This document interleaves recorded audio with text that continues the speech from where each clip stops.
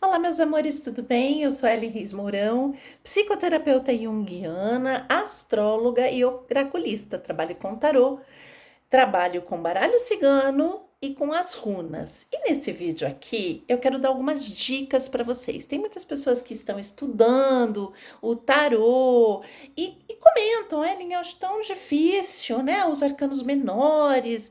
Nossa, os arcanos maiores, ok. Você já estudou, aí você já compreendeu. Mas e os arcanos menores? Parece que é uma coisa fora, né, do comum. Não é, tá, gente? Os arcanos menores, vamos só separar as coisas aí. Os arcanos maiores, eles falam de uma jornada iniciática, é a jornada do herói. Tá?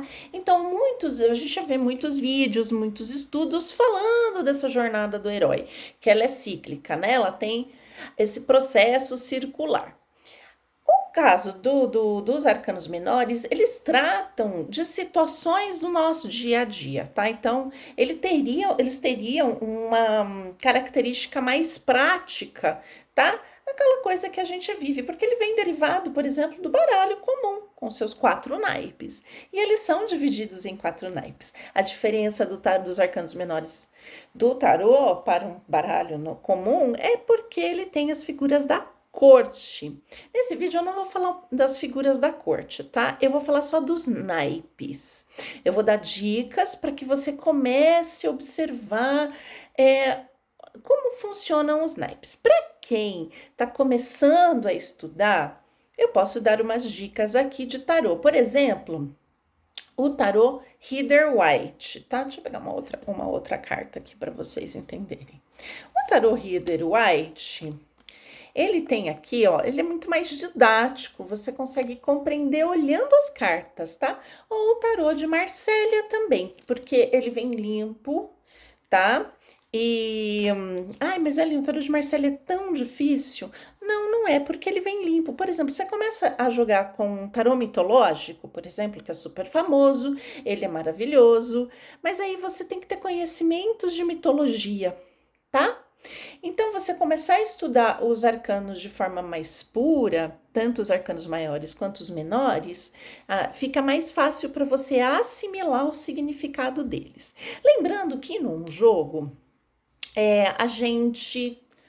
Tudo vai depender do contexto do jogo, da pergunta, da situação da pessoa, tá? E da sua intuição também. Eu conheço mais ou menos os significados dessa carta. Essa carta aqui já tem esse domínio, mas a sua intuição, deixa ela fluir quando você estiver jogando, tá? Porque uma carta pode ter vários significados, não é mesmo? Você que já estudou, por exemplo, os arcanos maiores, sabe que a gente precisa montar ali um cenário, montar uma historinha, tá bom? Então a gente vai começar falando dos 4 naipes, tá? Dos arcanos menores do tarô, que são copas, espadas, paus e ouros, ok? Eu vou dividir em 2 grupos, tá? Um que é mais voltado, que tem uma energia mais yang, não é masculina, é yang, tá, gente? Que é uma energia mais de ação, de expansão, que é o naipe de paus e o naipe de espadas, tá? Eu vou mostrar aqui para vocês com o tarô Rider-Waite, ok? Vejam, paus e espadas, ok? Aqui são os ases, tá? Eles estão segurando numa atitude de poder, de se colocar, são imagens fálicas, né? Ou seja, de impor, de se colocar, de cortar, né? Enfim, tem essa energia de expansão e de colocar as coisas, tá certo? De impor, tá? De agir.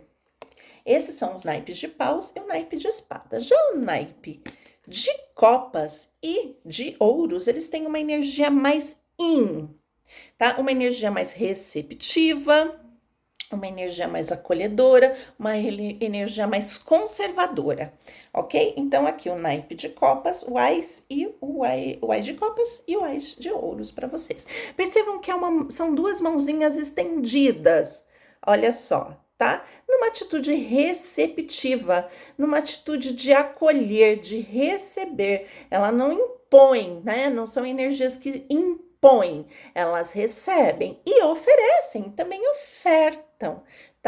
Então é uma energia mais yang, né? De receber, de ser um receptáculo, ok? Então vamos lá. Então agora a gente vai começar por cada um. Vamos começar então com o naipe de paus. O naipe de paus ele está associado ao elemento fogo. Então vamos lembrar o que representa simbolicamente o elemento fogo. O elemento fogo ele tem a ver com ação, entusiasmo, intuição, energia, libido, tesão. Esse tesão não é apenas sexual, tá, gente? É um tesão de vida, um tesão de fazer, é uma animação, é vamos lá, vamos acontecer. É só a gente lembrar, por exemplo, estou em dúvida, Ellen, sobre paus e fogo. Lembra na astrologia dos signos de fogo. Áries, Leão e Sagitário. São energias expansivas, eles são sempre para cima, eles são entusiasmados, eles querem fazer e vamos lá, uhul! Lembrando que o fogo, ele faz uma oposição ao elemento terra, tá? Eles são complementares e opostos. Por quê? O fogo tem a ver com a ideia criativa, com a nossa criatividade, com a nossa intuição, né? O fogo, ele tem a ver com elevação espiritual. Por quê? Se você pegar uma vela, pode fazer em casa, ou você pegar um isqueiro. O fogo, se você virar a vela, o isqueiro, você vai ver que o fogo tá sempre para cima, tá? Porque o fogo é a energia que quer nos tirar, tá? Da vida mundana. Então, é muita intuição, ânimo, energia e tudo mais. Então, essa que é a representação do elemento fogo. Então, por exemplo, eu vou pegar aqui umas cartas. Esse aqui é o 2 de paus, tá? Então, ele representa o seguinte, você já tem tudo nas suas mãos. Você tem tudo o que precisa para agir, para fazer e para acontecer. Tá? Vai lá, age, você já tem tudo que precisa. Olha ele com o mundo aqui nas mãos, tá? Né? Essa é a energia do 2 de paus. Vai lá, age, pode agir que você já tem o que precisa nas suas mãos. Vamos pegar uma outra aqui, olha. O 8 de paus. Tá? Essa é a carta do 8 de paus do Rider White. Só pausa aqui, né? É pura energia. Então pode ser um momento que a pessoa tá super energizada, com a libido lá em cima, elétrica, eufórica e tudo mais, tá? Então é pura energia, você vê que não tem nenhuma figura humana no 8 de paus. Aqui, ele é o 10 de paus. Aqui você vê uma figura lá que não tá vendo para onde tá indo. Então pode ser assim, uma impetuosidade, eu não tô vendo para onde eu indo, virei para onde eu tô indo, eu sou um trator aqui, tá? No entanto, pode ser você sobrecarregado com muita coisa. Quero fazer tudo ao mesmo tempo, tenho muitas ideias. Aquela pessoa que tem muitas ideias, que quer fazer, que quer acontecer, tá? E acaba se sobrecarregando e se esgotando e não vê para onde está indo, ok? Esse então é o naipe de paus. Agora a gente vai para o naipe de espadas. Esse naipe, para o tarô, né? Os tarólogos e para quem trabalha com o tarô sabe que esse é um naipe pesado. Tá? Algumas cartas, elas têm uma energia bem pesada, bem densa, tá? O naipe de espadas está associado ao elemento ar. Então, ele está associado à lógica, ao pensamento lógico, à racionalidade. Ele se opõe ao quê? Justamente às nossas emoções, o nosso lado emocional, né? Que é a energia do elemento água. Se você tiver dúvidas, pense nos signos de ar. Gêmeos, Libra e Aquário. Como é que eles são? Né? Eles são racionais, tá? Eles são curiosos, eles gostam de conhecer, de ter conhecimento. Eles buscam se afastar das emoções, tá? Não quero saber muito das minhas emoções, eles racionalizam as emoções, tá? Mas eles buscam o conhecimento, eles são mais lógicos, alguns, né? Eles são conhecidos como mais frios, tá? Por quê? Porque tem esse afastamento das emoções. Tá certo? São signos de sociabilidade, tá? Eles têm a ver com curiosidade, com essa sociabilidade de conhecer pessoas, né? Diplomacia e tudo mais, ok? Mas as cartas de espada, né? Nos arcanos maiores, elas têm uma energia pesada, tá? É um arcano com uma energia mais pesada. Mas por que, Ellen? O ar? Porque a nossa racionalidade, ela tem uma energia de colocar a gente no lugar, né? E muitas vezes, no lado negativo, pode trazer, fazer com que a gente reprima as nossas emoções, tá certo?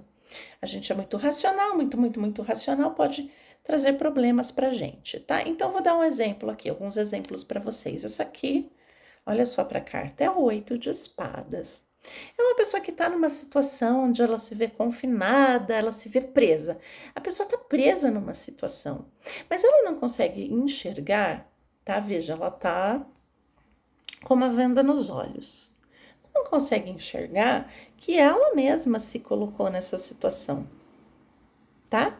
Ela mesma pode sair dessa situação. Percebam aqui embaixo, gente, olha só, aqui embaixo tem água, tá? Ela não quer olhar para aquilo que colocou ela nessa situação, que foi a água, que foi seu inconsciente, né? Então, muitas pessoas racionalizam as situações, tá? E essa racionalidade deixam elas presas em situações que deveriam olhar para o seu emocional. Então, veja só, ela se colocou. Pior cego é aquele que não quer ver, tá? O 2 de espadas também tem essa figura que tá vendada, tá? Ou seja, não consegue olhar para a situação, apesar de ser racional, não é mesmo, pessoal? Olha essa carta. Essa carta, na minha opinião, acho que de muitos tarólogos também, é a pior carta do tarô. Alguns falam que é o 10 de espadas. Para mim, é o 9 de espadas, tá? O 9 de espadas, você vê aqui, é puro desespero, gente. É desespero, é agonia, é angústia, é aquele pensamento que não sai da sua cabeça. Você não consegue dormir. Você tá numa situação onde você não consegue resolver e você não para de pensar nela. É angústia, é insônia, é depressão, tá? É pior do que o 10 de espadas, na minha opinião, essa aqui. Porque você não vê saída, você não vê solução. Então, é o momento de desligar o pensamento mesmo, tá, gente? Deixar a intuição ou outra coisa fluir ali. Porque você não sai da situação na racionalidade, olha. Então, muitas vezes a gente fica presa nos nossos pensamentos, nas nossas ideias, e aí entra nesse looping, tá certo? Então, esses foram o naipe de paus e espadas. Então, comece a observar aí no tarô de vocês, né? Observem a imagem, né? E lembrando do funcionamento, né? Do que significa cada naipe, tá bom? Agora a gente vai para os naipes de copas e de ouros, tá certo? Vamos falar do de copas. Então, copas, a gente associa, como eu já falei, ao elemento água.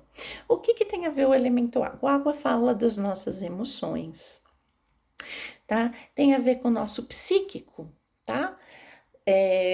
Então, o lado emocional, a forma como a gente se nutre emocionalmente, tem a ver com o psíquico, com a empatia, tá certo? Se você tem dúvida, lembre-se dos signos de água: Câncer, Escorpião e Peixes. E são signos voltados, né, para as emoções, para